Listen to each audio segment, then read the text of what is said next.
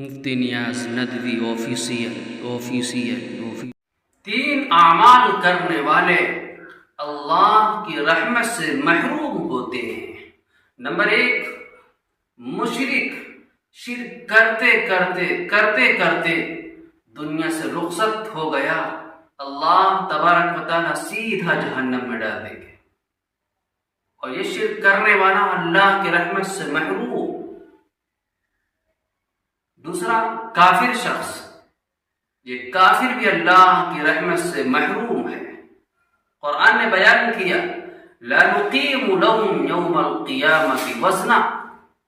قیامت کے دن ان کا حساب کتاب نہیں ہوگا، بغیر حساب کتاب کے ان کو جہنم میں ڈال دیا جائے گا۔ پتہ یہ چلا کہ جب اعمال ہوں گے ہی نہیں تو حساب کس چیز کا لیا جائے گا۔ اللہ تبارک و تعالی مشرک کو سیدھا جہنم میں ڈالیں گے اور کافر کو بغیر حساب و کتاب کے جہنم میں ڈال دیں گے۔ اور آگے حضور پاک صلی اللہ علیہ وسلم نے فرمایا ان اللہ احتجب التوبہ عن کل صاحب بدعہ حتی یدعها، اللہ رب العالمین اس بدعتی انسان کے سامنے ایک پردہ ڈال دیتے ہیں، اور اللہ تبارک و تعالی اپنی نگاہ کو اس آدمی کی طرف، اس بدعتی انسان کی طرف دیکھنا پسند نہیں کرتے ہیں۔ دوسری روایت میں آقا دو جہاں صلی اللہ علیہ وسلم نے فرمایا ان اللہ احترج التوبہ عن کل صاحب بدعہ حتی یدعها، بدعتی انسان جب تک بدعت کو چھوڑ نہیں دیتا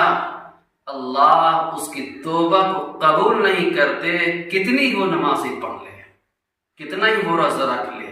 کتنا ہی وہ قرآن کریم کی تلاوت کر لے، کتنی زکوٰۃ ادا کر لے، جب تک بدعت کا کام کرتا رہے گا اللہ اس کی توبہ کو قبول نہیں کرتے۔ بدعت کا کیا معنی ہے؟ بدعت کا معنی ہے نبی علیہ السلام کے دین کو پسند نہ کرنا، قرآن کو پسند نہ کرنا، نماز کو پسند نہ کرنا، قرآن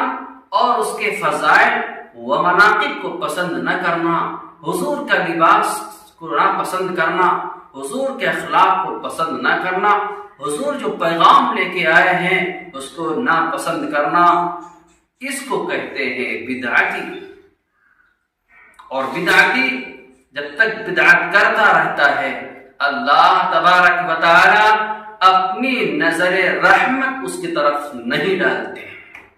کیا وعدے ہیں! اس لیے میرے عزیزو، حضور پاک صلی اللہ علیہ وسلم کے فرمان کو اپنے سینے سے لگائے،